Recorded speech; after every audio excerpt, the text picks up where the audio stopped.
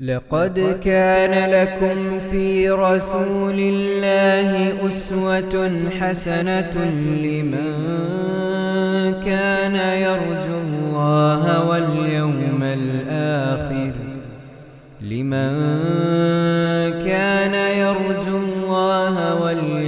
الآخر وذكر الله كثيرا. السلام عليكم ورحمة الله وبركاته. الحمد لله رب العالمين. اللهم صل على محمد وعلى آل محمد كما صليت على إبراهيم وعلى آل إبراهيم إنك حميد مجيد. أما بعد فاللهم علمنا ما ينفعنا وانفعنا بما علمتنا وزدنا علما. باب ما يباح من الغيبة. اعلم أن الغيبة تباح لغرض صحيح شرعي لا يمكن الوصول إليه إلا بها وهو بستة أسباب. സ്നേഹമുള്ള സത്യവിശ്വാസികളെ, സഹോദരങ്ങളെ, റിയാദു സാലിഹീനിൽ ഇമാം നവവി റഹ്മത്തുള്ളാഹി അലൈഹി നാവുകൊണ്ട് സംഭവിക്കുന്ന വിനകൾ പരിചയപ്പെടുത്തുന്ന കൂട്ടത്തിൽ ഏറെ ഗൗരവത്തോടുകൂടി നാം ജാഗ്രത കൈക്കൊള്ളേണ്ടുന്ന വിഷയമായ ഗീബത്തുമായി ബന്ധപ്പെട്ടുകൊണ്ട് പറഞ്ഞ മറ്റൊരു അധ്യായത്തിലാണ് നാം ഉള്ളത്. ആ അധ്യായത്തിൻ്റെ തലക്കെട്ട് ഇപ്രകാരമാണ്: ബാബു മാ യുബാഹു മിനൽ ഗീബത്തി. ഗീബത്തിൽ നിന്ന് അനുവദിക്കപ്പെടുന്നതിനെ സംബന്ധിച്ചു പറയുന്ന അധ്യായം. അതൊരു കൗതുകമുള്ള കാര്യമായിട്ട് നമുക്ക് തോന്നാം. ഗീബത്ത് എന്ന് പറയുന്നത് തന്നെ നിഷിദ്ധമായ സംഗതിയാണല്ലോ. വളരെ ഗൗരവമായ കാര്യമാണ്. ഒരാളെ സംബന്ധിച്ച് അയാൾക്കിഷ്ടമില്ലാത്തത് അയാളുടെ അസാന്നിധ്യത്തിൽ പറയൽ. ഉള്ളതായാൽ തന്നെയും ഗീബത്തായി, ഇല്ലാത്തതായാൽ കളവും കൂടിയായി എന്നൊക്കെ അതിൻ്റെ ഗൗരവം നമ്മൾ പഠിച്ചവരാണ്. ഈ അധ്യായത്തിൽ കൈകാര്യം ചെയ്യപ്പെടുന്നത് ചില ഘട്ടങ്ങളിൽ ഇത് അനിവാര്യമായി വരും, ചില ഘട്ടങ്ങളിൽ ഇത് അനുവദനീയമായി വരും. അങ്ങനെ അനുവദിക്കപ്പെടുക എപ്പോഴാണ്? ഒരാളെക്കുറിച്ച് അയാൾക്കിഷ്ടമില്ലാത്തത് പറയാൻ പാടില്ല എന്ന് വന്നാൽ ഈ ലോകത്ത് പല കാര്യങ്ങളും നടക്കാതെ പോകും, നീതി നഷ്ടപ്പെടും, അതേപോലെ തന്നെ മറ്റു പല പ്രയാസങ്ങളും ലോകത്ത് ഉണ്ടാകും. അതുകൊണ്ട് തന്നെ ചില ഘട്ടങ്ങളിൽ ഒരു 6 സന്ദർഭങ്ങൾ ഇവിടെ ഇമാം നവവി റഹ്മത്തുള്ളാഹി അലൈഹി എണ്ണി പറയുന്നുണ്ട്. 6 കാരണങ്ങൾ കൊണ്ട് അത്തരം കാരണങ്ങൾ ഉണ്ടാകുന്നിടത്ത് ഒരാളെ സംബന്ധിച്ച് അയാൾക്കിഷ്ടമില്ലാത്തത് അയാളുടെ അസാന്നിധ്യത്തിൽ നമുക്ക് പറയാം. അതാണ് ഈ അധ്യായത്തിൽ അദ്ദേഹം എണ്ണി ആമുഖമായി പറയുകയും അവയ്ക്ക് ബലം നൽകുന്ന ഹദീസുകൾ ശേഷം വിവരിക്കുകയും ചെയ്തിരിക്കുകയാണ്. ഇഅ്ലം, അദ്ദേഹം ഇങ്ങനെയാണ് അതിൻ്റെ ആമുഖം ആരംഭിക്കുന്നത്. ഇഅ്ലം, നീ മനസ്സിലാക്കുക, അന്നൽ ഗീബത്ത, തീർച്ചയായും പരദൂഷണം, ഗീബത്ത്, തുബാഹു, അത് അനുവദിക്കപ്പെടുന്നതാണ്, ലിഗറളിൻ സഹീഹിൻ ശർഈൻ, മതപരമായ ഒരു നല്ല ലക്ഷ്യത്തെ മുൻനിർത്തിക്കൊണ്ട്. ശർഈൽ അനിവാര്യമായ ഒരു ലക്ഷ്യത്തിന് വേണ്ടി നമുക്ക് ഗീബത്ത് പറയാം, അത് അനുവദിക്കപ്പെട്ടതാണ്. പ്രത്യേകം ശ്രദ്ധിക്കുക, ലിഗറളിൻ സഹീഹിൻ എന്നാണ് പറയുന്നത്. സഹീഹായ ലക്ഷ്യാർത്ഥം, അഥവാ ദുരുദ്ദേശം ഒന്നും ഉണ്ടാകാൻ പാടില്ല. എൻ്റെ ദേഷ്യം തീർക്കാനോ എനിക്ക് മറ്റൊരാളോടുള്ള പക തീർക്കാനോ അസൂയ തീർക്കാനോ ഒന്നുമായിരിക്കരുത്.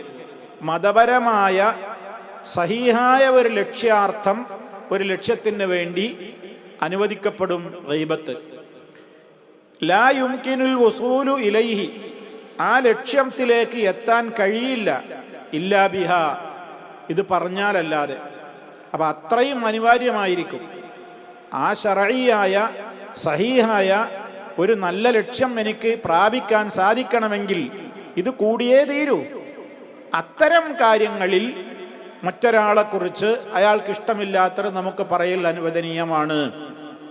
ഇത് നമ്മൾ ശരിക്കും ഗൗനിക്കുകയും ശ്രദ്ധിക്കുകയും ചെയ്യേണ്ടുന്നൊരു വിഷയമാണ്.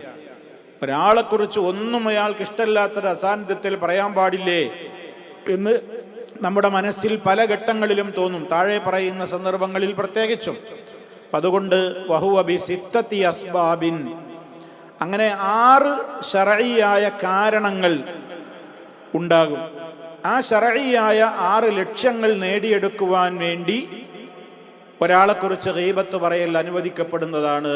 ഇനി നമ്മൾ ശ്രദ്ധിക്കുക, 6 എണ്ണവും അദ്ദേഹം എണ്ണി പറയുകയാണ്. അല്ലവൽ, ഒന്നാമത്തെ ലക്ഷ്യം എന്താണ്? അത്തവല്ലുമു. തവല്ലുമു എന്ന് പറഞ്ഞാൽ കേസ് കൊടുക്കലാണ്, ആവലാതി ബോധിപ്പിക്കുക, കേസ് കൊടുക്കുക. ഫയജൂസു ലിൽ മദ്ലൂമി, മർദി തന്നെ അനുവദനീയമാകും. ആർക്കാണോ മർദ്ദനമേറ്റത്, ആർക്കാണോ അക്രമമേറ്റത്, ആരാണോ അനീതിക്ക് ഇരയായത്, അത്തരത്തിലുള്ള ഇരയ്ക്ക് അനുവദനീയമാണ് അന്യതവല്ലമ, പരാതി കൊടുക്കൽ, കേസ് കൊടുക്കൽ. എവിടേക്ക്? ഇല സുൽത്താനി, സുൽത്താനിൻ്റെ അടുത്തേക്ക്. അഥവാ ആരാണോ ഭരണാധികാരി, ആ ഭരണാധികാരിയുടെ അടുത്തേക്ക് കേസിന് പോകൽ അനുവദനീയമാണ്. വൽ ഖാദി, ജഡ്ജിയുടെ അരികിലേക്കും.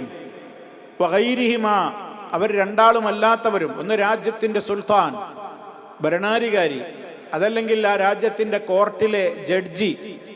വഗൈരിഹിമായിന് സുൽത്താനോ ഖാദിയൊന്നോ അല്ലാത്തവരുടെ അടുക്കലേക്കും പരാതി ആയിട്ട് പോകേണ്ടി വന്നാൽ പോകാം. പക്ഷേ അവരാരായിരിക്കണം?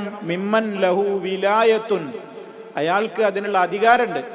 ഞാൻ പോയിട്ട് ഒരാളെക്കുറിച്ച് പരാതി പറഞ്ഞാൽ ആ പരാതി കേട്ട് പരിഹാരം നിർദ്ദേശിക്കാനോ പരിഹരിച്ചു തരാനോ അധികാരമുള്ളവരോട് പറഞ്ഞിട്ടേ കാര്യമുള്ളൂ, അല്ലാതെ എല്ലാവരോടും പോയിട്ട് ഇങ്ങനെ പരാതി പറയല്ല.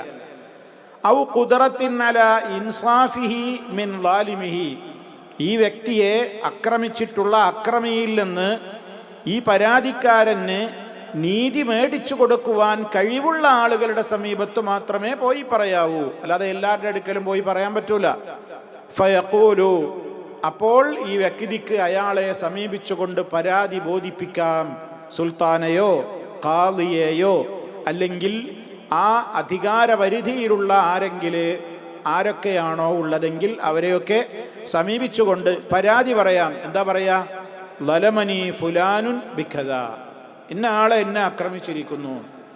അപ്പം അയാളെ പേര് പറയേണ്ടി വരും, അയാളുടെ നാട് പറയേണ്ടി വരും, അയാളെ പ്രത്യേകമായി അയാളെ മെൻഷൻ ചെയ്ത് പ്രത്യേകം അയാൾ ആരാന്ന് പറയേണ്ടി വരും. അയാൾ എന്നെ ദ്രോഹിച്ചിരിക്കുന്നു, എന്നോട് അക്രമം കാണിച്ചിരിക്കുന്നു, എന്നോട് അനീതി കാണിച്ചിരിക്കുന്നു എന്ന് പരാതി പറയണമെങ്കിൽ അങ്ങനെ ഒരവസരം ലോകത്ത് ഇല്ല എന്ന് സങ്കല്പിച്ചു നോക്കൂ. ഈ രാജ്യത്ത് ഒരാൾക്ക് മറ്റൊരാളെ കുറിച്ച് അയാളുടെ അസാന്നിധ്യത്തിൽ ഒന്നും പറയാൻ പാടില്ല. ഇതിപ്പോൾ അയാൾക്ക് ഇഷ്ടമുണ്ടാവില്ലല്ലോ. അയാളെ കുറ്റല്ലായി പോയി പറയണം, അയാൾ എന്നെ ആക്രമിച്ചു, അയാൾ എന്നെ മർദ്ദിച്ചു, അയാൾ എന്നോട് അനീതി ചെയ്തു എന്ന് രാജ്യത്തിലെ കോടതിയിൽ പോയി കേസ് കൊടുക്കണമെങ്കിൽ അപ്പം അത് ഗീബത്താകും. ഗീബത്ത് എന്ന് പറഞ്ഞാൽ അന്യൻ്റെ പച്ചമാംസം തിന്നുന്നതിന് തുല്യമാണ്, വളരെ ഗുരുതരമാണ്, നരകം കിട്ടുന്ന കാര്യമാണ് എന്നൊക്കെയാണല്ലോ അല്ലാഹു തആല നമുക്ക് പഠിപ്പിച്ചിരുന്നത്. അപ്പം ഇത്തരം ഘട്ടങ്ങൾ നോക്കൂ. ഈ ഒരു സാഹചര്യം ഇതൊരു നിർബന്ധിത സാഹചര്യമാണ്, കൂടാതെ കഴിയില്ല. എനിക്ക് നീതി കിട്ടണമെങ്കിൽ ബന്ധപ്പെട്ട കോടതിയിൽ അധികാരിയുടെ മുമ്പിൽ പോയി ഞാൻ ആരെക്കുറിച്ചാണോ പരാതി പറയേണ്ടതെങ്കിൽ അയാളെക്കുറിച്ച് എനിക്ക് വ്യക്തമായി പറഞ്ഞാലല്ലേ അവിടെ കേസ് കൊടുക്കാൻ പറ്റുള്ളൂ. ആ നിലയ്ക്ക് എനിക്ക് വ്യക്തമായി അയാളെക്കുറിച്ച് പറയേണ്ടി വരും. അത്തരം കേസ് കൊടുക്കേണ്ട ഘട്ടങ്ങളിൽ എനിക്ക് ഗീബത്ത് പറയൽ അനുവദനീയമാണ്. ഇവിടെയൊക്കെ നമ്മൾ മനസ്സിലാക്കേണ്ട മറ്റൊരു പ്രധാനപ്പെട്ട കാര്യമുണ്ട്. അതെന്താ? ആവശ്യമുള്ള കാര്യം മാത്രമേ പറയാവൂ. ഒരാളെക്കുറിച്ച് എന്താണോ അയാൾ നമ്മോട് അനീതി ചെയ്തതെങ്കിൽ അത് മാത്രം ബോധിപ്പിക്കുക, അല്ലാതെ അയാൾക്ക് വേറെ ഇന്ന അസുഖങ്ങളുണ്ട്, അയാൾ ഇന്ന സ്വഭാവക്കാരനാണ്, അയാൾ പണ്ടേ മോശക്കാരനാണ്, അയാളുടെ സാമ്പത്തിക ഇടപാടുകൾ അപ്രകാരമാണ്, അയൽപക്കക്കാരോടുള്ള ബന്ധം ഇങ്ങനെയാണ്, കുടുംബജീവിതത്തിൽ അയാൾ മോശക്കാരനാണ്, ഇങ്ങനെയൊക്കെ പോയിട്ട് ഒരാളുടെ കുറേ കുറ്റങ്ങൾ പറയാനൊന്നും അപ്പോഴും അനുവാദമല്ല. ഒരു കോടതിയിൽ തനിക്ക് കിട്ടേണ്ടുന്ന നീതി ലഭ്യമാകുവാൻ എത്രയാണോ പറയേണ്ടതെങ്കിൽ അത്രമാത്രമേ പറയാവൂ. പണ്ഡിതന്മാർ പറഞ്ഞു, ഇവിടെ മസ്അല ഒരു മൈത്തത്ത് നമുക്ക് ഇസ്ലാം അനുവദിച്ചു തന്നതുപോലെയാണ് എന്നാ. ഇപ്പൊ വിശുദ്ധ ഖുർആൻ പറഞ്ഞതാണല്ലോ, ഹുർരിമത്ത് അലൈക്കുമുൽ മൈത്തത്തു, ശവം നിങ്ങൾക്ക് നിഷിദ്ധമാണ്, ശവം തിന്നാൻ പാടില്ലല്ലോ. അതേ അവസരത്തിൽ വിശുദ്ധ ഖുർആൻ പറഞ്ഞത് എന്താണ്? ഫമൻ ഇളുത്തുറ ഫീ മഖ്മസത്തിൻ, ആരെങ്കിലും വിശപ്പിന്റെ കാരണത്താൽ അതിന് നിർബന്ധിതനായെങ്കിൽ അവൻ എന്ത് ചെയ്യാം? പരിധി വിടാതെ ആവശ്യമുള്ളത് മാത്രം അതിൽ നിന്ന് കഴിക്കാം, അമിതമാകാൻ പാടില്ല. അതിനോട് താരതമ്യപ്പെടുത്തിക്കൊണ്ട് ഇത് ശറഹ് ചെയ്ത വിശദീകരിച്ച പണ്ഡിതന്മാർ പറയുന്നത്, ഗീബത്ത് അനുവദിക്കപ്പെടുന്നു ഈ ഒരു മേഖലയിൽ എന്നുള്ള ആ ഒരു വകുപ്പ് അങ്ങോട്ട് വിശാലമാക്കിയിട്ട്, കോടതിയിൽ പോയിട്ട് ഒരാളെക്കുറിച്ച് അല്ലെങ്കിൽ ഒരു ജഡ്ജിയുടെ മുമ്പിൽ ഒരാളെക്കുറിച്ച് തനിക്ക് ആവശ്യമില്ലാത്തതും കൂടി അയാളെക്കുറിച്ച് ഒരുപാട് കുറ്റങ്ങൾ ബോധിപ്പിക്കാമെന്നൊന്നും ഇതിൽ നിന്ന് മനസ്സിലാക്കരുത്. തനിക്ക് എവിടെയാണോ മർദ്ദനം ഏറ്റത് അല്ലെങ്കിൽ നീതി കിട്ടേണ്ടത്, ആ വിഷയത്തിൽ അയാളെക്കുറിച്ചുള്ള പരാതി എന്താണെങ്കിൽ അത് മാത്രമായിരിക്കണം കോടതിയുടെ മുമ്പിൽ പോയി ബോധിപ്പിക്കേണ്ടത്. അത് ഇയാൾക്ക് അനുവദിക്കപ്പെട്ട ഗീബത്താണ്, ഇയാൾ അതിൻ്റെ പേരിൽ കുറ്റക്കാരനാവുകയില്ല. ഇനി രണ്ടാമത്തെ വിഷയം ഏതാണ്? അസ്സാനി, രണ്ടാമത്തെ കാര്യം, അൽ ഇസ്തിആനതു അലാ തഗ്യീരിൽ മുൻകരി, വെറുക്കപ്പെട്ട ഒരു കാര്യത്തെ ഇല്ലായ്മ ചെയ്യുന്നതിന് സഹായകമാകുന്ന നിലക്ക് നമുക്കൊരാളെ കുറിച്ച് ഗീബത്ത് പറയാം. വെറുക്കപ്പെട്ട ഒരു മുൻകറായ ഒരു കാര്യമാണ്, ഒരു വെറുക്കപ്പെട്ട നീചമായൊരു കാര്യം. അത് മാറിക്കിട്ടണമെങ്കിൽ, അത് മാറിക്കിട്ടുവാൻ നമുക്ക് ഈ രൂപത്തിൽ അയാൾക്കിഷ്ടമില്ലാത്തത് പറഞ്ഞേ പറ്റൂ അത്തരം ഘട്ടങ്ങളിൽ. അതേപോലെ വറദ്ദിൽ ആസി, ഒരു പാപിയായ മനുഷ്യനെ തിരിച്ചു കൊണ്ടുവരിക എന്ന ഉദ്ദേശാർത്ഥവും, ഇലസ്സവാബി, ശരിയിലേക്ക്, കൂട്ടം തെറ്റി തിന്മയിലൂടെ മുന്നോട്ട് പോകുന്ന ഒരു പാപിയായ മനുഷ്യനെ ശരിയുടെ പാതയിലേക്ക് മടക്കിക്കൊണ്ടുവരിക എന്ന ഉദ്ദേശാർത്ഥവും ഇങ്ങനെ നമുക്ക് ഗീബത്ത് പറയാം. ഫയഖൂലു, അത്തരം സാഹചര്യങ്ങളിൽ ഒരാൾക്ക് പറയാവുന്നതാണ്. ആരോട്? ലിമൻ യർജൂ ഖുദ്റതഹു അലാ ഇസാലത്തിൽ മുൻകരി, ഒരു ചീത്തയായ കാര്യത്തെ ഇല്ലാതാക്കുവാൻ കഴിവുള്ളവരോടെ പറയാവൂ. എല്ലാവരോടും പോയിട്ട് ഇയാളെ കുറിച്ച് പറഞ്ഞിട്ട് കാര്യമില്ല. ആ ആൾക്ക് ഇയാളെക്കുറിച്ച് അയാളോട് പറഞ്ഞാൽ അയാൾ ഇടപെട്ടിട്ട് ഇയാളിൽ നിന്ന് ആ തിന്മ ഇല്ലാതാക്കാൻ പറ്റും. അങ്ങനെയുള്ള ഒരു ഘട്ടത്തിൽ എന്ത് ചെയ്യാം? നമുക്ക് ആ വ്യക്തിയോട് ഇയാളെക്കുറിച്ച് പോയിട്ട് സ്വകാര്യമായിട്ട് പറഞ്ഞു കൊടുക്കാം. എന്താ പറഞ്ഞു കൊടുക്കാവുന്നത്? ഫുലാനുൻ യഅമലു കദാ, ഇയാൾ ഇന്ന കാര്യം ചെയ്യുന്നുണ്ട്, ഒന്നുകിൽ ഇയാൾ മദ്യപിക്കുന്നുണ്ട്, അല്ലെങ്കിൽ ഇയാൾക്ക് വ്യഭിചാരത്തിൻ്റെ സ്വഭാവമുണ്ട്, അല്ലെങ്കിൽ ഇയാൾ പലിശ വാങ്ങുന്നുണ്ട്, അല്ലെങ്കിൽ ഇയാൾ കളവ് പറയുന്നുണ്ട്. എനിക്ക് നേരിട്ട് പറയാൻ പറ്റൂല, നിങ്ങളൊക്കെ പറഞ്ഞാൽ അയാൾ കേൾക്കും, നിങ്ങളൊക്കെ വിശദീകരിച്ച് കൊടുത്ത് കാര്യം ബോധ്യപ്പെടുത്തി കൊടുത്താൽ അയാൾ അംഗീകരിക്കും. അപ്പം അങ്ങനെയുള്ള ആളുകളുടെ അടുക്കൽ പോയിട്ട് എത്രമാത്രമേ എനിക്ക് ഉദ്ദേശം ഉണ്ടാകാൻ പാടുള്ളൂ? അയാൾ ചെയ്യുന്ന തിന്മയിൽ നിന്ന് ആ സഹോദരനെ മോചിപ്പിക്കലായിരിക്കണം. അല്ലാതെ എനിക്ക് അയാളോട് പണ്ടേ പകണ്ട്, നേരത്തെ പറഞ്ഞതൊക്കെ ഇതിനോട് ചേർത്ത് വായിക്കണം. വിദ്വേഷമുണ്ട്, അസൂയുണ്ട്, പകണ്ട്. അപ്പം അയാളുടെ കുറ്റങ്ങളും കുറവുകളും വേറൊരാളോട് പോയിട്ട് ഇങ്ങനെ പറയലാവരുത് എൻ്റെ ലക്ഷ്യം. ഞാനിത് പറയുന്നത് എന്തിനായിരിക്കണം? എൻ്റെ സഹോദരൻ ആ തിന്മയിൽ നിന്ന് വിട്ടു നിൽക്കണം. അത് ഞാൻ പറഞ്ഞാൽ മാറൂല, ഇന്നൊരാൾ പറഞ്ഞാൽ അത് മാറും. അപ്പം ആ വ്യക്തിയെ സമീപിച്ചുകൊണ്ട് എനിക്ക് എന്ത് ചെയ്യാം? ഇയാളെക്കുറിച്ച്, ഇയാളിൽ ഇങ്ങനെ ഒരു അപാകതയുണ്ട്, ഒരു ന്യൂനതയുണ്ട്, അതുകൊണ്ട് ഫസ്ജുർഹു അൻഹു, അയാളിൽ നിന്ന് നിങ്ങൾ അതൊന്ന് ഗൗരവത്തോടെ പറഞ്ഞ് മനസ്സിലാക്കിയിട്ട് അതിനെ നിങ്ങളൊന്ന് തടയണം. വനഹ്വു ദാലിക, അതേപോലെയുള്ള കാര്യങ്ങളൊക്കെ പോയിട്ട് എന്ത് ചെയ്യാം? പറയാം. വയകൂനു മഖ്സൂദുഹു, ഇത് പറയുമ്പോൾ നേരത്തെ പറഞ്ഞത് ഇമാം നവവി റഹ്മത്തുള്ളാഹി അലൈഹിയുടെ വാചകമാണ്. വയകൂനു മഖ്സൂദുഹു, ഈ ഗീബത്ത് ആ വ്യക്തിയുടെ മുമ്പിൽ പോയി പറയുന്നവന്റെ ഉദ്ദേശം, ലക്ഷ്യം എന്തായിരിക്കണം? അത്തവസ്സുല, എത്തിച്ചേരൽ മാത്രമായിരിക്കണം. എങ്ങോട്ട്? ഇലാ ഇസാലത്തിൽ മുൻകരി, ഈ വ്യക്തിയിൽ നിലനിൽക്കുന്ന ചീത്തയായ പ്രവർത്തനത്തെ നീങ്ങിപ്പോകുക എന്ന ലക്ഷ്യം മാത്രമായിരിക്കണം. ഫഇല്ലം യഖ്സുദ് ദാലിക, മറിച്ച് അതൊന്നല്ല അയാളുടെ ഉദ്ദേശം. അയാളുടെ ഉദ്ദേശം ഇപ്പം ഇയാൾ ആ തിന്മയിൽ നിന്ന് വിട്ടു നിൽക്കലോ, ഇയാൾ ആ തിന്മ ചെയ്യുന്നത് കണ്ടിട്ട് അയാൾക്ക് പരലോകത്ത് നരകം കിട്ടുമല്ലോ എന്നുള്ള സങ്കടമൊന്നുമല്ല. മറിച്ച് അയാളോടുള്ളൊരു ദേഷ്യവും വാശിയും അസൂയയും പാകയൊക്കെ ഒന്ന് തീർക്കാൻ വേണ്ടി വേറൊരാളോട് പോയിട്ട് പറയലാണോ അയാളെ ലക്ഷ്യമെങ്കിൽ കാന ഹറാമാ, ആ ഗീബത്ത് ഹറാം തന്നെയാണ്. അപ്പൊ നോക്കൂ നിങ്ങൾ, അത്ര ശ്രദ്ധിച്ചിട്ട് പറയണം എന്ന്. അതാണിപ്പോൾ രണ്ടാമത്തെ കാര്യം. ഒരു തിന്മയെ വിപാടനം ചെയ്യാൻ, ഒരു തിന്മ ഒരാളിൽ നിന്ന് നീക്കം ചെയ്യുവാൻ വേണ്ടി ആ മനുഷ്യനെ ശുദ്ധീകരിക്കുക എന്ന ലക്ഷ്യത്തെ മുൻനിർത്തി അയാളെക്കുറിച്ച് മറ്റൊരാളോട് പറയുക, അയാളെ നിങ്ങളൊന്ന് തടയണം, ഒന്ന് പറഞ്ഞ് മനസ്സിലാക്കി കൊടുക്കണം. അത്തരം ഘട്ടങ്ങളിൽ ഖാദിയുടെ മുമ്പിൽ പോയി കേസ് കെടുക്കുന്നത് പോലെ ഇത്തരം ആളുകളോടും ഈ കാര്യം നമുക്ക് എന്ത് ചെയ്യാം, ഈ സദുദ്ദേശാർത്ഥം പറയാവുന്നതാണ്. അതാണ് ഇപ്പൊ രണ്ടാമത്തെ മാർഗം. ഇനി മൂന്നാമത്തെ കാരണം എന്താണ്? ഗീബത്ത് പറയാവുന്ന മൂന്നാമത്തെ അവസരം അൽ ഇസ്തിഫ്താ. എന്താണ് ഇസ്തിഫ്താ എന്ന് പറഞ്ഞാൽ? ഫത്വ ചോദിക്കുക.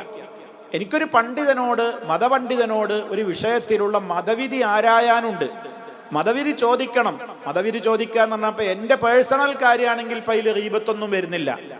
നേരെ മറിച്ച് വേറൊരാളെ കുറിച്ചാണ് എനിക്ക് പറയാനുള്ളത്, വേറൊരാളെ കുറിച്ചാണ്. ഇപ്പോൾ ഒരു ഭാര്യയ്ക്ക് ഭർത്താവിനെ കുറിച്ച് ചോദിക്കണ്ടാവും, ഒരു ഭർത്താവിന് ഭാര്യയെക്കുറിച്ച് മതവിധി ചോദിക്കാനുണ്ടാവും, ഒരു അയൽക്കാരനെ കുറിച്ച് ചോദിക്കാനുണ്ടാകും, ബ്രദറെ കുറിച്ച് ചോദിക്കാനുണ്ടാകും, സിസ്റ്ററെ കുറിച്ച് ചോദിക്കാനുണ്ടാകും, ബാപ്പയെക്കുറിച്ച്, ഉമ്മയെക്കുറിച്ച്, മക്കളെക്കുറിച്ച് ഒക്കെ ചോദിക്കാനുണ്ടാകും. അപ്പം അതൊക്കെ അന്യരെക്കുറിച്ച് ചോദിക്കാനുള്ള മസലകളാണ്.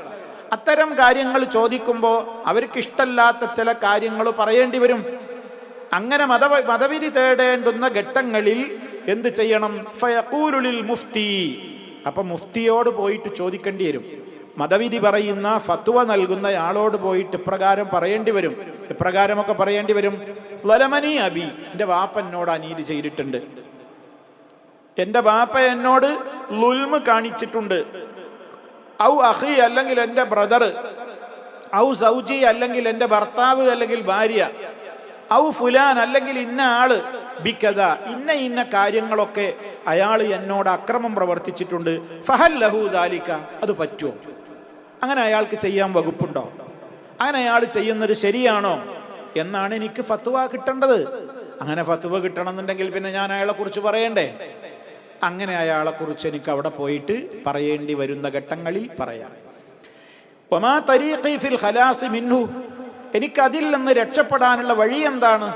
നമ്മൾ ചോദിക്കുകയാണ്, ഫത്വ ചോദിക്കുകയാണ്, അയാളിൽ നിന്ന് എനിക്ക് രക്ഷപ്പെടാനുള്ള വഴി എന്താണ്? വതഹ്സീലി ഹഖി, എൻ്റെ ഹക്ക് എനിക്ക് കിട്ടണം. ആ ഹക്ക് കിട്ടാനുള്ള മാർഗം എന്താണ്? വദഫ്ഇൽ ളുൽമി, എന്നോട് ചെയ്തിട്ടുള്ള ലുൽമിനെ പ്രതിരോധിക്കണം എനിക്ക്. അതിനുള്ള മാർഗം എന്താണ്? വനഹവി ദാലിക, ഇതേപോലെയുള്ള കാര്യങ്ങളൊക്കെ ഒരു ഫത്വ നൽകുന്ന മതപണ്ഡിതന്റെ അടുക്കൽ പോയിട്ട് പറയാം. ഫഹാദാ ജായിസുൻ ലിൽ ഹാജ, ഇതൊക്കെ ആവശ്യാർത്ഥം പറയാം.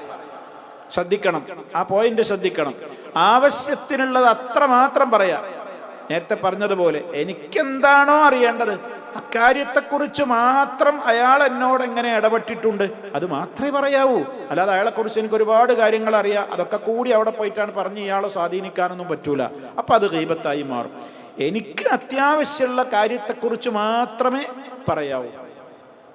ഫഹാദാ ജായിസുൻ ലിൽ ഹാജ, ഇത് ആവശ്യമുള്ള ഇടത്ത് ജായിസാണ്. ഇമാം നവവിയുടെ വാചകങ്ങളാണ് ഈ വായിക്കുന്നതൊക്കെ.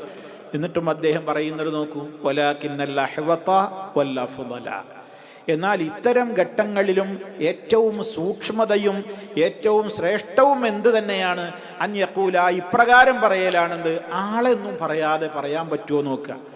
ആളെ പറയാതെ പറയാൻ പറ്റുമോ നോക്കുക. എങ്ങനെ ചോദിക്കുക? ഇപ്പൊ ഫത്വ തരുന്ന പണ്ഡിതന്റെ അടുക്കൽ പോയിട്ട് പറയാ, മാ തഖൂലു ഫീ റജുലിൻ, ഇന്ന ഒരാളെ കുറിച്ച് നിങ്ങളുടെ അഭിപ്രായം എന്താണ്? ആളെന്നും പറഞ്ഞില്ല. ഔ ഷഖ്സിൻ, അല്ലെങ്കിൽ ഒരു വ്യക്തി. ഔ സൗജിൻ, അല്ലെങ്കിൽ ഒരു ഭർത്താവാണെന്ന് കൂട്ടിക്കോളൂ, ഒരു ഭാര്യയാണെന്ന് കൂട്ടിക്കോളൂ. കാന മിൻ അംരിഹി കദാ, അയാളിൽ നിന്ന് ഇന്ന കാര്യങ്ങളൊക്കെ ഉണ്ടാകുന്നുണ്ട്. അങ്ങനെ പറഞ്ഞാൽ മതിയോ? എന്നാൽ തന്നെ മനസ്സിലാവോ? എങ്കിൽ അങ്ങനെയേ പറയാവൂ. അപ്പോഴും ആളെ മെൻഷൻ ചെയ്യേണ്ട അനിവാര്യതയുണ്ടെങ്കിൽ മാത്രമേ ആളെക്കുറിച്ച് വ്യക്തമായി പറയാവൂ. അല്ലെങ്കിൽ സൂചനയിൽ പറയാവുന്നതാണെങ്കിൽ അങ്ങനെയാണ് പറയേണ്ടത്. ഫൈന്നഹു യഹ്സുലു ബിഹിൽ ഗറദു, അപ്പോൾ ഇയാളുടെ ലക്ഷ്യം ഇയാൾക്ക് നേടാൻ പറ്റും. മിൻ ഗൈരി തഅയീനിൻ, വ്യക്തിയെ പ്രത്യേകം എടുത്ത് പറയാതെ തന്നെ ഇയാൾക്ക് ലക്ഷ്യം നേടാൻ പറ്റുമെങ്കിൽ അതാണ് ഏറ്റവും അഫ്ളൽ. വമഅ ദാലിക, അതോടൊപ്പം നമ്മൾ മനസ്സിലാക്കണം, ഫതഅയീനു ജായിസുൻ, എന്നാൽ ഇങ്ങനെ മെൻഷൻ ചെയ്യൽ, ഒരാളെക്കുറിച്ച് വ്യക്തമായി തന്നെ പറയൽ അനുവദിക്കപ്പെട്ടത് തന്നെയാണ്. പറയാതിരിക്കലാണ് ഏറ്റവും സൂക്ഷ്മത. ഇനി പറഞ്ഞാൽ അത് ഹറാമൊന്നും ആവൂല. അതിന് ഉപോത്ബലകമായ ഹദീസ് ഈ അധ്യായത്തിൽ വരുന്നുണ്ട്. ഏതുപോലെ കമാസനദ്കുറുഹു, നാം ഈ അധ്യായത്തിൽ വഴിയെ പറയാൻ പോകുന്ന ഫി ഹദീസ് ഹിന്ദ് റളിയല്ലാഹു തആല അൻഹയുടെ സംഭവത്തിൽ ഒരു ഹദീസ് വരാൻ പോകുന്നുണ്ട്. അവിടെ ഈ വിഷയത്തിലേക്കുള്ള തെളിവ് നമുക്ക് കാണാൻ സാധിക്കും. അത് പറഞ്ഞാൽ തെറ്റൊന്നുമല്ല, എന്നാൽ പറയാതിരിക്കൽ സൂക്ഷ്മതക്ക് നല്ലതാന്നേ ഉള്ളൂ. പേര് പറയേണ്ടി വന്നാൽ അവിടെ പറയുന്നത് ജായിസാണ് എന്നുള്ളതിന് ഈ അധ്യായത്തിൽ തന്നെ വരാൻ പോകുന്ന ഹിന്ദിൻ്റെ ഹദീസ് നമുക്ക് തെളിവാണ്. ഇൻഷാ അല്ലാഹ് അത് അവിടെ എത്തുമ്പോൾ നമുക്ക് മനസ്സിലാക്കുവാൻ സാധിക്കും. ഇപ്പം നമ്മൾ 3 പറഞ്ഞു. ഇനി 4ാമത്തെ സന്ദർഭം ഏതാണ്? അറാബിഉ, 4ാമത്തെ കാരണം, ഗീബത്ത് അനുവദിക്കപ്പെടുന്ന 4ാമത്തെ സന്ദർഭം തഹ്ദീറുൽ മുസ്ലിമീൻ, മുസ്ലിമീങ്ങൾക്ക് മുന്നറിയിപ്പ് കൊടുക്കുന്ന സന്ദർഭം. തഹ്ദീർ, വാണിംഗ്. മുസ്ലിമീങ്ങൾക്ക് തഹ്ദീർ, വാണിംഗ് കൊടുക്കുകയാണ്. മിനശ്ശർരി, ഷർറിൽ നിന്ന്, ഒരു തിന്മയിൽ നിന്ന് ജനങ്ങൾക്ക് വാണിംഗ് കൊടുക്കേണ്ട അവസരത്തിൽ വനസീഹത്തുഹും, ആ മുസ്ലിമീങ്ങളോടുള്ള ഗുണകാംക്ഷ നാം പ്രകടിപ്പിക്കേണ്ടുന്ന ഘട്ടങ്ങൾ വരും. അത്തരം ഘട്ടങ്ങളിൽ ഗീബത്ത് പറയേണ്ടി വരും. വദാലിക മിൻ വുജൂഹിൻ, അത് പല കാര്യങ്ങൾ അതിൽ നമുക്ക് പറയാറുണ്ട്. ഏതൊക്കെയാണ് അത്തരം വാണിംഗ് നൽകേണ്ടുന്ന ഘട്ടങ്ങൾ വരാറുള്ളത്? അതിൽപ്പെട്ടതാണ് ജർഹുൽ മജ്റൂഹീന മിനർ റുവാത്തി വശുഹൂദി. ഇപ്പം ഹദീസ് റിപ്പോർട്ടർമാരായ റാവിമാരുടെ കുറ്റങ്ങൾ നമ്മൾ പറയേണ്ടി വരും.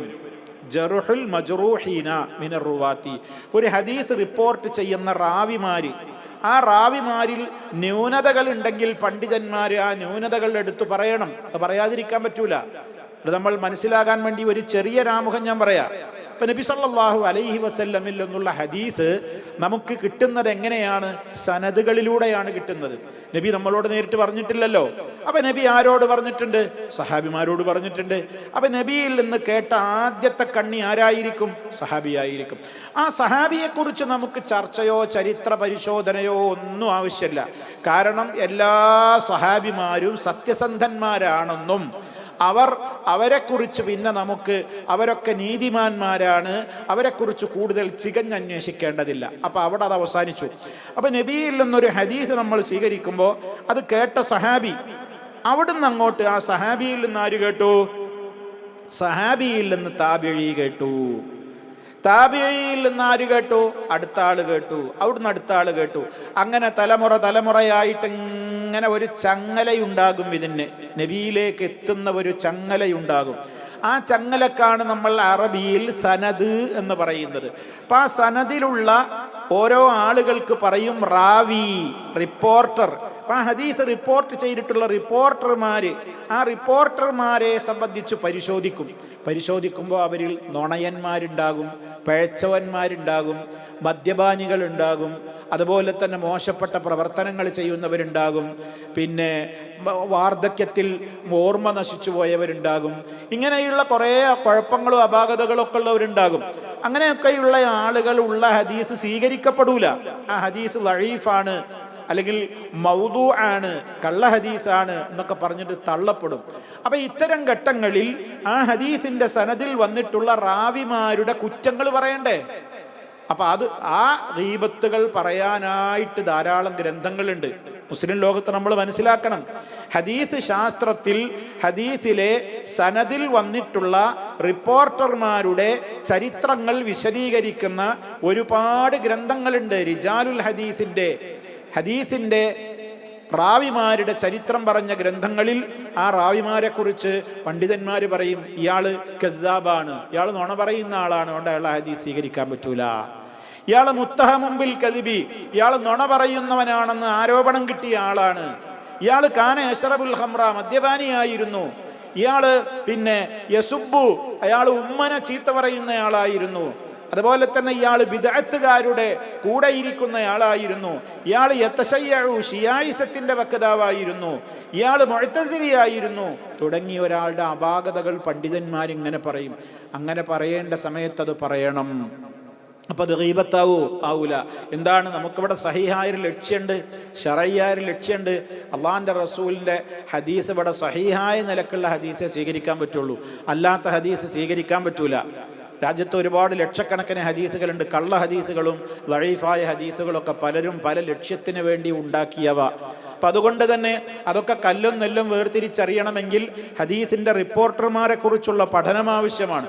ആ ഘട്ടങ്ങളിൽ ആ റാവിമാരെ അതവരുടെ അസാന്നിധ്യത്തിൽ അവരെ കുറ്റം പറയലല്ലേ, അത് ഗീബത്തല്ലേ? ആണ്, പക്ഷേ അനുവദനീയമാണ്. ഒന്നത്. പിന്നെ വശുഹൂദ്, സാക്ഷികളുടെ കുറിച്ചും ചിലപ്പോൾ പറയേണ്ടി വരും. ഒരു കാര്യത്തിന് സാക്ഷി നിൽക്കാൻ ഒരാൾ വരികയാണ്, എനിക്ക് അയാളെ കുറിച്ച് അറിയാമെന്നുണ്ടെങ്കിൽ എനിക്ക് അയാളെ കുറ്റം പറയേണ്ടി വരും. അയാൾ കള്ളസാക്ഷി നിൽക്കുന്ന ആളാണ്, നുണ പറയുന്നയാളാണ്, അയാളെ സാക്ഷ്യത്തിനൊന്നും കൊള്ളൂല, അയാൾ വിശ്വസ്തനല്ല എന്ന് എനിക്ക് ചിലപ്പോൾ പറയേണ്ടി വരും. അപ്പം സാക്ഷികളെ കുറിച്ച്, ഹദീസിൻ്റെ റിപ്പോർട്ടർമാരെ കുറിച്ച് ഒക്കെ എന്ത് പറയേണ്ടി വരും? ന്യൂനതകൾ പറയേണ്ടി വന്നാൽ വദാലിക ജായിസുൻ, അങ്ങനെ ന്യൂനതകൾ പറയൽ അനുവദിക്കപ്പെട്ടതാണ്. ബിജ്മാഇൽ മുസ്ലിമീന, മുസ്ലിം പണ്ഡിതന്മാരുടെ ഇജ്മാ ആ വിഷയത്തിലുണ്ട്, അതിലൊരു പണ്ഡിതനും തർക്കിച്ചിട്ടില്ല. മാത്രമല്ല ബൽ വാജിബുൻ ലിൽ ഹാജതി, അത് ആവശ്യാനുസൃതം, അത് നിർബന്ധമാണ് എന്നാണ്, പറയാതിരിക്കാൻ പറ്റൂല എന്നാണ്, മൂടിയെക്കാൻ പറ്റൂല. അത് ആ ഗീബത്ത് നിർബന്ധമാണ്. നോക്കൂ നിങ്ങൾ, അത്രത്തോളം ഹദീസിന്റെ കണിശതയിൽ ഇസ്ലാമിന് ശ്രദ്ധയുണ്ട്. ഇനി ആ കാരണത്തിൽപ്പെട്ടത് തന്നെയാണെന്ത്? ഇപ്പൊ ഇങ്ങനെ പറഞ്ഞല്ലോ, ഒരു ഷെറിൽ നിന്ന് മുസ്ലിമീങ്ങൾക്ക് വാണിംഗ് കൊടുക്കുക. അതിൽപ്പോ ഒന്നെന്താണ്? ഹദീസിന്റെ റാവിമാരെ കുറിച്ച്, സാക്ഷികളെ കുറിച്ചൊക്കെ പറയുന്നിടത്ത്. ഇനി മറ്റൊരു കാര്യം എന്താണ്? അൽ മുശാവറത്തു ഫീ മുസാഹറത്തി ഇൻസാൻ, ഒരാളെ കുറിച്ച്, ഒരാളെ ബന്ധുക്കാരനായി സ്വീകരിക്കുകയാണ്, അതിന് മുഷാവറ നടത്താൻ വന്നിക്കാണ് നമ്മളോട്. നമ്മളൊരു പരക്കാരൻ, നമ്മളെ തൊട്ടുള്ള അയൽവാസി, അല്ലെങ്കിൽ നമ്മുടെ പരിചയത്തിലുള്ള ഒരു നാട്ടുകാരൻ, അയാളെ ഒരാളുടെ മോൾക്ക് അല്ലെങ്കിൽ മകന് വിവാഹാന്വേഷണവുമായിട്ട് പുറം നാട്ടുകാർ വന്നിരിക്കുകയാണ്. അപ്പോൾ ആ മുസാഹറത്ത് പറ്റുമോ എന്ന് മുഷാവറ നടത്തുമ്പോൾ, ഔ മുഷാറക്കത്തിഹി, അല്ലെങ്കിൽ അയാളുമായിട്ട് ഇയാൾ ഒരു പങ്ക് കച്ചവടത്തിന് ഷെയർ, ബിസിനസ് ഷെയർ ഉദ്ദേശിക്കുന്നുണ്ട്.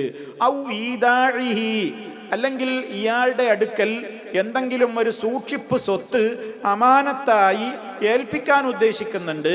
ഔ മുആമലത്തിഹി, അല്ലെങ്കിൽ അയാളുമായി സാമ്പത്തികമായി മറ്റെന്തെങ്കിലും ഒരു ഇടപാട് നടത്താൻ ഉദ്ദേശിക്കുന്നുണ്ട്. ഔ മുജാവറത്തിഹി, അല്ലെങ്കിൽ ഒരാളുടെ അയൽവാസിയാവാൻ താല്പര്യപ്പെടുന്നുണ്ട്, അയാളെ വീടിൻ്റെ അടുത്ത് വീട് വെക്കാൻ ഉദ്ദേശിക്കുന്നുണ്ട്.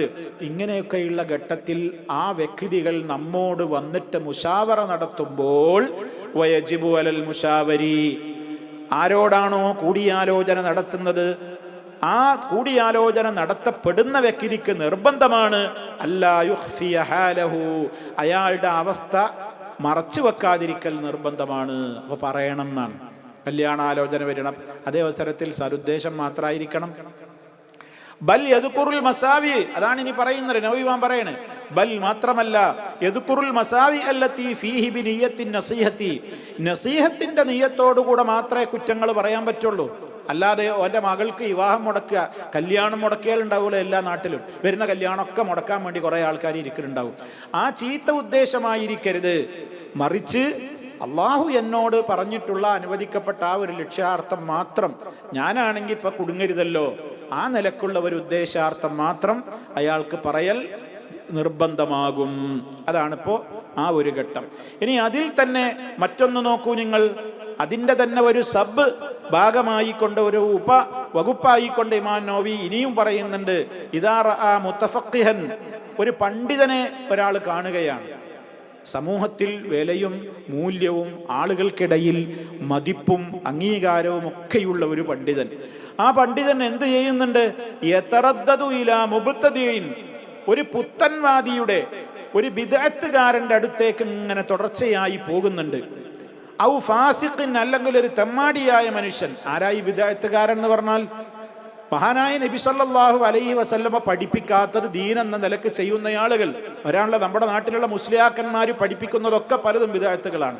അള്ളാഹുവിൻ്റെ റസൂല് പഠിപ്പിച്ചിട്ടില്ലാത്ത കാര്യങ്ങൾ, ശിർക്ക്, അള്ളാഹു അല്ലാത്തവരെ വിളിച്ച് പ്രാർത്ഥിക്കാൻ വേണ്ടി പറയുന്നവർ, ഖബറുകൾ കെട്ടിപ്പടുക്കാൻ പറയുന്നവർ, അത് ബിദ്അത്ത് ചെയ്യുന്നവർ, അവിടെ വിളക്ക് കൊളുത്തുന്നവർ, ജാറം മൂടുന്നവർ, ജന്മദിനങ്ങൾ ആഘോഷിക്കുന്നവർ, അതുപോലെ തന്നെ മക്ബറകളുടെ സിയാറത്ത് എന്ന പേരിൽ അവിടെ ഉറൂസുകൾ സംഘടിപ്പിക്കുന്നവർ, അതുപോലെ വാദ്യമേള വാദ്യമേളഘോഷങ്ങളോടുകൂടി സിയാറത്തിന് പോകുന്നവർ, ഖബർ തൊട്ട് മുത്തുന്നവർ, അവിടെ നേർച്ചപ്പെട്ടിയിൽ നേർച്ച നേരുന്നവർ, ഖബറിനെ ചുംബിക്കുന്നവർ, ഖബറിന്റെ മുമ്പിൽ സുജൂദ് ചെയ്യുന്നവർ, അതിനു ചുറ്റും തവാഫ് ചെയ്യുന്നവർ, അതേപോലെ അതിൻ്റെ മേലെ പട്ടുവസ്ത്രം കൊണ്ട് മൂടുന്നവർ, ഇങ്ങനെ അനവധി കാര്യങ്ങൾ, ശിർക്കൻ കാര്യങ്ങൾ, ഔലിയാക്കളെ സംബന്ധിച്ച് മോശപ്പെട്ട കാര്യങ്ങൾ വിശ്വസിക്കുന്നവർ, അവർ നമസ്കരിക്കുന്നത് കാണില്ല എന്ന് പറയുന്നവർ, അവർക്ക് 40ഉം 300ഉം ഒക്കെ തടിയാണെന്ന് പറയുന്നവർ, അവരെ ഒരേ സമയത്ത് ലോകത്തിന്റെ വിവിധ ഭാഗങ്ങളിൽ കാണും.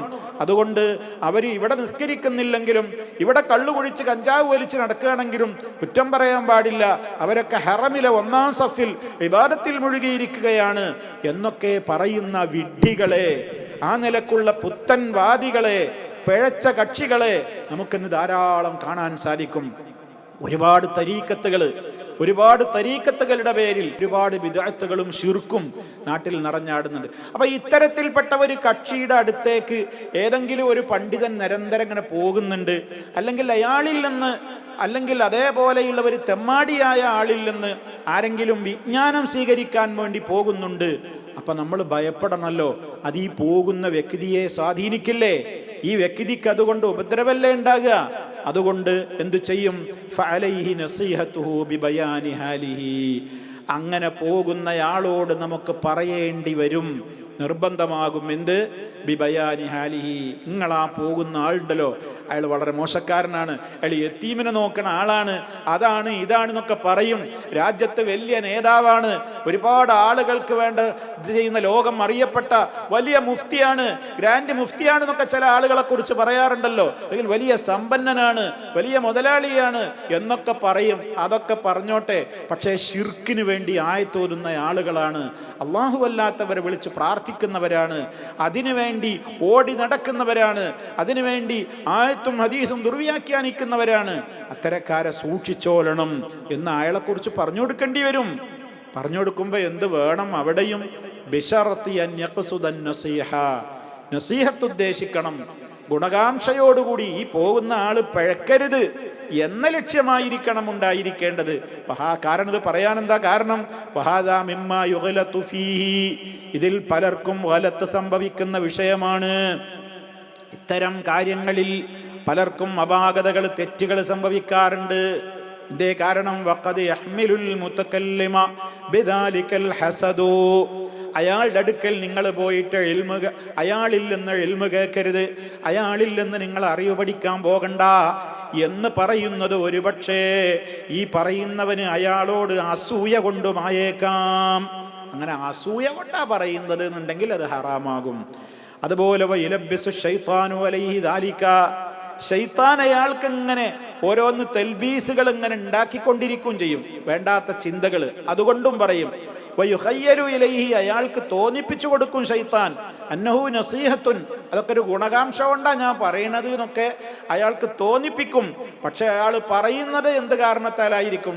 അയാളോടുള്ള അസൂയയായിരിക്കും. അപ്പോ ബിദ്അത്ത് ചെയ്യുന്ന, ശിർക്ക് ചെയ്യുന്ന അത്തരത്തിലുള്ള പുരോഹിതന്മാരോട് നമുക്ക് അസൂയ കൊണ്ടോ അവരോടുള്ള മറ്റേതെങ്കിലും ദേഷ്യം കൊണ്ടോ ആയിരിക്കരുത്, മറിച്ച് അവർ ഈ നാടിന് ആപത്താണ്, അവർ ദീനിന്റെ ആശയങ്ങളെ മാറ്റിമറിക്കുന്നവരാണ്, അതിൽ ഇയാൾ പെട്ടുപോകരുത് എന്ന നസീഹത്തും ഗുണകാംക്ഷയും ആ നീയത്ത് കൊണ്ടും മാത്രമായിരിക്കണം അയാളെക്കുറിച്ച് ഈ ആൾക്ക് ഞാൻ മുന്നറിയിപ്പ് കൊടുക്കേണ്ടത്. ഇക്കാര്യം വളരെ ഗൗരവത്തോടുകൂടി വളരെ ബുദ്ധിപൂർവം കൈകാര്യം ചെയ്യേണ്ടതുണ്ട്. അപ്പൊ ഇതാണ് മറ്റൊരു കാര്യം. അതിൽ തന്നെ വരുന്ന മറ്റൊരു കാര്യം എന്താണ്? വമിൻഹാ അൻ യകൂന ലഹു വിലായത്തുൻ ലാ യഖൂമു ബിഹാ അലാ വജ്ഹിഹാ. ഇനി ഒരാൾക്ക് ആ വ്യക്തിയെക്കുറിച്ച് മുന്നറിയിപ്പ് കൊടുക്കുന്നതിൻ്റെ 4 സബ് ഹെഡിങ്ങൾ അപ്പോൾ നമ്മൾ ശേഷം വിശദീകരിക്കണം. നമ്മളിപ്പോൾ 4ാമത്തതായി പറഞ്ഞുകൊണ്ടിരിക്കുന്നത് മുസ്ലിമീങ്ങൾക്ക് വാണിംഗ് കൊടുക്കുക. എന്തിന്? ഒരാളുടെ കുറിച്ചുള്ള ഷെറില്ലെന്ന്. ആ ഷെറില്ലെന്ന് വാണിംഗ് കൊടുക്കുന്നതിൻ്റെ പിന്നെ 1 പറഞ്ഞു, 2 പറഞ്ഞു, 3 പറഞ്ഞു, 4ാമത്തത് പറയണത്. ആ വാണിങ്ങിൽപ്പെട്ട 4ാമത്തെ കാര്യം എന്താണ്? ഒരാൾക്ക് രാജ്യത്തിൻ്റെ ഒരു ഭരണാധികാരമുണ്ട്, അല്ലെങ്കിൽ ഏതെങ്കിലും ഒരു അധികാരം ഒരാൾക്കുണ്ട്. പക്ഷെ അയാൾ ആ അധികാര സ്ഥാനം ശരിക്കും ഉപയോഗിക്കുന്നില്ല. എന്തുകൊണ്ട്? ഇമ്മാബി അല്ല യകൂന സാലിഹല്ല, ഒന്നുകിൽ അയാൾ അതിന് ആബിൾ അല്ല, അയാൾക്ക് ആ പദവി കൈകാര്യം ചെയ്യാനുള്ള ക്വാളിഫിക്കേഷൻ ഇല്ല. വൈമാബി അൻ യകൂന ഫാസിഖൻ, അല്ലെങ്കിൽ ക്വാളിഫിക്കേഷൻ ഒക്കെ ഉണ്ട്, പക്ഷെ അയാൾ ഫാസിക്കാണ്, തെമ്മാടിയാണ്, അയാൾ അതിന് പറ്റൂല. ഔ മുഗഫലൻ, അല്ലെങ്കിൽ ആൾ ഒരു ഗാഫിലാണ്, ഒരു ശ്രദ്ധല്ല, കൃത്യതയില്ലാത്തയാളാണ്. വനഹവിദാലിക, അങ്ങനെയൊക്കെയുള്ള കാര്യം. ഒരാളൊരു കാര്യം കൈകാര്യം ചെയ്യുന്നുണ്ട്, പക്ഷെ അയാൾ അതിന് ആബിളായ ആളല്ലെങ്കിൽ അയാളെക്കുറിച്ച് സമൂഹത്തിന് മുന്നറിയിപ്പ് കൊടുക്കേണ്ടി വരും. ഫയജിബു ദിക്റു ദാലിക, അത്തരം ആളുകളെ കുറിച്ച് പറയൽ നിർബന്ധമാണ്. ലിമൻ ലഹു അലൈഹി വിലായത്തുൻ ആമ്മ, അയാളുടെയും മുകളിലുള്ള ഉദ്യോഗസ്ഥനോട് ഇയാളെക്കുറിച്ച് ഗീബത്ത് പറയൽ നിർബന്ധമായി വരും. എന്തിന്? ലിയുസീലഹു, അയാളെ ആ സ്ഥാനത്ത് നിന്ന് മാറ്റാൻ വേണ്ടി. അതുപോലെ തന്നെ വൈവല്ലി മൻ യസ്ലഹു, ഏറ്റവും നല്ല വ്യക്തിയെ ആ സ്ഥാനത്ത് അവരോധിക്കാനും. ഔ യഅലമു ദാലിക മിൻഹു ലിയുആമിലഹു ബിമുഖ്തളാ ഹാലിഹി, അല്ലെങ്കിൽ അയാളുടെ അവസ്ഥ എന്താണോ ആ അവസ്ഥക്കനുസരിച്ച് പെരുമാറുന്ന ഒരാളായിരിക്കണം അയാൾ എന്ന് കൃത്യമായി മനസ്സിലാക്കപ്പെടാനും. വലാ യുഗ്തറ ബിഹി, അയാളുടെ കാര്യത്തിൽ വഞ്ചിതരാവരുത് എന്ന നിലക്കും. വഅൻ യസ്ആ ഫീ അൻ യഹുസ്സഹു അലൽ ഇസ്തിഖാമത്തി, അയാൾ ഒന്നുകിൽ നേരെ ചൊവ്വേ ആ സ്ഥാനം കയ്യാളുകയാണെങ്കിൽ അയാൾ നേരെ ചൊവ്വേ ആ സ്ഥാനം കയ്യാളണം. ഔ യസ്തബ്ദല ബിഹി, അല്ലെങ്കിൽ അയാളെ മാറ്റാൻ ആവശ്യപ്പെടണം. ഈ വക നല്ല ഉദ്ദേശത്തോടു കൂടെയൊക്കെ, അയാളോട് വ്യക്തിപരമായ വിദ്വേഷം കൊണ്ടോ ഒന്നുമായിരിക്കരുത്. അങ്ങനെയുള്ള ലക്ഷ്യാർത്ഥവും ഒരാളെക്കുറിച്ച് നമുക്ക് അധികാരമുള്ള അല്ലെങ്കിൽ പറയാവുന്ന ഒരാളോട് പോയിട്ട് പറയാവുന്നതാണ്. ഇങ്ങനെ ഇപ്പം 4 കാര്യങ്ങൾ പറഞ്ഞു. 4 കാര്യങ്ങളുടെ 4ാമത്തെ കാര്യത്തിൻ്റെ ഉപകാര്യങ്ങളായി 4 കാര്യങ്ങൾ വേറെയും പറഞ്ഞു. അപ്പം ഫലത്തിൽ 8 എണ്ണമായി. 5ാമത്തെ കാര്യം എന്താണ്? അൽ ഖാമിസു, 5ാമത്തെ കാര്യം, ഒരാളെക്കുറിച്ച് ഗീബത്ത് പറയാവുന്ന 5ാമത്തെ കാര്യം, അൻ യകൂന മുജാഹിറൻ ബിഫിസ്ഖിഹി ഔ ബിദ്അത്തിഹി, ഒരാൾ പരസ്യമായിട്ട് തെമ്മാടിത്തം ചെയ്യുന്നയാളാണ്, അല്ലെങ്കിൽ പരസ്യമായി ബിദ്അത്ത് ചെയ്യുന്ന ആളാണ്. മോശപ്പെട്ട കാര്യം, ബിദ്അത്ത്, മതപരമായ യാതൊരു തെളിവുമില്ലാത്ത കാര്യങ്ങൾ, അതാണല്ലോ നേരത്തെ പറഞ്ഞതുപോലെ. അങ്ങനെയുള്ള ഒരാൾ കൽ മുജാഹിരി ബി ശുർബിൽ ഖംരി, പരസ്യമായി മദ്യപിക്കുന്നയാളാണ്. മുസാദറത്തിൻ നാസി വാഖിദിൽ മക്സി, അതുപോലെ തന്നെ അയാൾ ചുങ്കം വാങ്ങുന്നവനാണ്, കൈക്കൂലി വാങ്ങുന്നവനാണ്. ജിബായത്തിൽ അംവാലി ളുൽമൻ, ആളുകളിൽ നിന്ന് അന്യായമായി പണം പിരിച്ചെടുക്കുന്നവനാണ്. തെറ്റായ പ്രവർത്തനങ്ങൾക്ക് നേതൃത്വം കൊടുക്കുന്നയാളാണ്. അങ്ങനെയുള്ള ആളെക്കുറിച്ച് സമൂഹത്തോട് നമുക്ക് പറയേണ്ടി വരും. അപ്പോൾ ഫയജൂസു ദിക്റുഹു, അയാളെക്കുറിച്ച് പറയൽ അനുവദനീയമാണ്. ബിമാ യുജാഹറു ബിഹി, അയാൾ പരസ്യപ്പെടുത്തുന്ന കാര്യം അയാൾ പരസ്യമായിട്ട് ചെയ്യല്ലേ, ആ പരസ്യപ്പെടുത്തുന്ന അയാളെ സ്വകാര്യ ജീവിതത്തിലേക്ക് പോയിട്ട് ചൊഴിഞ്ഞു നോക്കല്ല. അയാൾ എന്താണോ പരസ്യമായി ചെയ്യുന്നത് ആ പരസ്യമായി ചെയ്യുന്നത് നമുക്കും വിളിച്ചു പറയാം. അതല്ലാത്തത് പറയൽ ഹറാമാകും. മിനൽ ഉയൂബി, അയാളുടെ വ്യക്തിപരമായ പോരായ്മകൾ. ഇല്ലാൻ യകൂന ലിജവാസിഹി സബബുൻ ആഖറ മിമ്മാ ദക്കർനാഹു, നാം ഇതുവരെ പറഞ്ഞ മറ്റേതെങ്കിലും കാരണങ്ങൾ ഉണ്ടെങ്കിൽ അത് അനുവദനീയവുമാകും. ഇനി 6ാമത്തെ കാരണം എന്താണ്? തഅരീഫു, ഒരാളെക്കുറിച്ച് പരിചയപ്പെടുത്തൽ. തഅരീഫ് എന്ന് പറഞ്ഞാൽ എന്താ? പരിചയപ്പെടുത്തൽ. ഒരാളെ അങ്ങനെ പറഞ്ഞാലേ മനസ്സിലാവുള്ളൂ. എങ്കിൽ അയാളുടെ ഒരു ന്യൂനതയോ പോരായ്മയോ ഒക്കെ ഉണ്ടെങ്കിൽ നമുക്ക് പറയുന്നത് അനുവദനീയമാണ്. ഏതുപോലെ? ഫൈദാ കാനൽ ഇൻസാനു മഅറൂഫൻ, ഒരാളിപ്പോൾ നാട്ടിൽ അറിയപ്പെടുന്നത് ബിൽ അഖ്ബിൻ, ഏതെങ്കിലും അയാളുടെ ഒരു ശാരീരികമായ വൈകല്യത്തെ അതിൻ്റെ പേരിലാണോ ഒരാൾ അറിയപ്പെടുന്നത്? ഒരാൾ വല്ല അയറജ്, മുടന്തനാണ്, വല്ല അസമ്മ്, ചെവി കേൾക്കാത്തവനാണ്, വല്ല അഴ്മ, അല്ലെങ്കിൽ കണ്ണ് കാണാത്തവനാണ്, വല്ല അഹ്വൽ, അല്ലെങ്കിൽ കോങ്കണ്ണനാണ്, വഗൈരിഹിം, ഇതേപോലെയുള്ള ഇങ്ങനെയൊക്കെയാണ് ഒരാൾ അറിയപ്പെടുന്നതെങ്കിൽ അയാളെ മനസ്സിലാക്കാൻ വേണ്ടി മാത്രം നമുക്ക് അയാളുടെ ആ അംഗവൈകല്യത്തെ പറയേണ്ടിടത്ത് പറയാം. അയാൾ കഷണ്ടിത്തലേനാണ്, അല്ലെങ്കിൽ ആ നിലക്കുള്ള മുടന്ത് കൈ മുറിഞ്ഞ ആളാണ്. ഇങ്ങനെയൊക്കെ ഒരു പ്രത്യേകമായി ഒരാളെ അറിയാൻ വേണ്ടിയുള്ള അടയാളങ്ങൾ പറയുന്നു എന്നുള്ള നിലക്ക് മാത്രം അയാളെക്കുറിച്ച് പറയൽ അനുവദനീയമാണ്. പ്രത്യേകം എടുത്തു പറഞ്ഞു ഉടനെ തന്നെ വയഹ്റുമു ഇത്ലാഖുഹു വലാ ജിഹത്തി തൻഖീസി, അത് ഒരാളെ കുറ്റപ്പെടുത്തുക, ഒരാളെ ഇൻസൾട്ട് ചെയ്യുക, ഒരാളുടെ ന്യൂനത കണ്ടെത്തുക എന്ന വീക്ഷണത്തിൽ ആയാൽ അത് ഹറാമാകും. ഇനി വലവു അംകന തഅരീഫുഹു ബിഗൈരി ദാലിക കാന ഔലാ, ഒരാളുടെ അംഗവൈകല്യത്തെ പരാമർശിക്കാതെ തന്നെ ഒരാളെക്കുറിച്ച് നമുക്ക് മറ്റൊരാളോട് പരിചയപ്പെടുത്തുവാൻ എന്തെങ്കിലും പഴുതുണ്ടെങ്കിൽ ആ മാർഗം സ്വീകരിക്കുകയാണ് വേണ്ടത്. അപ്പോൾ ഇത് പറയാനും പാടില്ലാത്തതാണ്. ഇങ്ങനെ 6 കാര്യങ്ങൾ, 4-ാമത്തതിൻ്റെ ഉപോത്ബലകമായി 4 കാര്യങ്ങൾ വേറെയും പറഞ്ഞു. അപ്പോൾ 10 കാര്യങ്ങൾ ഇവിടെ വന്നു. അങ്ങനെ ഫഹാദിഹി സിത്തത്തു അസ്ബാബിൻ, മുഖ്യമായ ഈ 6 കാരണങ്ങൾ ദക്കറഹൽ ഉലമാഉ, പണ്ഡിതന്മാർ പറഞ്ഞ 6 കാരണങ്ങളാണ്. വ അക്സറുഹാ മുജ്മഉൻ അലൈഹി, ഇതിൽ അധികവും എല്ലാവരും ഏകോപിച്ചു പറഞ്ഞ അഭിപ്രായമാണ്. ഇതിൽ പണ്ഡിതന്മാർക്ക് അഭിപ്രായവ്യത്യാസമൊന്നുമില്ല, ഇജ്മാ ഉള്ള വിഷയമാണ്. വദലായിലുഹാ, ഈ പറഞ്ഞതിനൊക്കെ തെളിവ് വേണ്ടേ? ഇവക്കൊക്കെയുള്ള പ്രമാണങ്ങൾ മിനൽ അഹാദീസി സഹീഹ, സഹീഹായ ഹദീസുകളിൽ തന്നെ മഷ്ഹൂറുൻ, പ്രസിദ്ധമായവയുണ്ട്. ഫമിൻ ദാലിക, അതിൽപ്പെട്ടതാണ് ഇനി നമുക്ക് ഇവക്കൊക്കെ ഉപോത്ബലകമായ ചില ഹദീസുകളുമുണ്ട്. അതാണ് നമുക്ക് ഇൻഷാ അള്ളാഹ് അടുത്ത ക്ലാസ്സിൽ വിശദീകരിക്കുവാനുള്ളത്. അപ്പോൾ ഈ 6 കാര്യങ്ങൾ ഇതുണ്ടെങ്കിൽ ഇതൊക്കെ നമ്മൾ മനസ്സിലാക്കിയിരിക്കണം. അത്ര സൂക്ഷ്മമായി കൈകാര്യം ചെയ്യേണ്ടുന്നൊരു വിഷയമാണിത് എന്നുകൂടി ഗൗരവത്തോടുകൂടെ ഞാനും നിങ്ങൾ എല്ലാവരും മനസ്സിലാക്കുക. അല്ലാഹു സുബ്ഹാനഹു വ തആല അനുവദിക്കപ്പെട്ടത് മാത്രം പ്രവർത്തിക്കുന്ന, നിഷിദ്ധങ്ങളിൽ നിന്ന് പൂർണ്ണമായും വിട്ടുനിൽക്കുന്ന മുത്തഖീങ്ങളിൽ നമ്മെ ഏവരെയും ഉൾപ്പെടുത്തി അനുഗ്രഹിക്കുമാറാകട്ടെ. പാപങ്ങളും അപാകതകളും അല്ലാഹു പുറത്തു തരുമാറാകട്ടെ. നമ്മുടെ രോഗങ്ങൾ അല്ലാഹു ശിഫയാക്കി തരുമാറാകട്ടെ. മരണപ്പെട്ടവർക്ക് മഗ്ഫിറത്തും റഹ്മത്തും നൽകുമാറാകട്ടെ. റബ്ബന തഖബ്ബൽ മിന്നാ ഇന്നക അൻതസ് സമീഉൽ അലീം. اللهم صل على محمد وعلى آل محمد والحمد لله رب العالمين والسلام عليكم ورحمة الله وبركاته.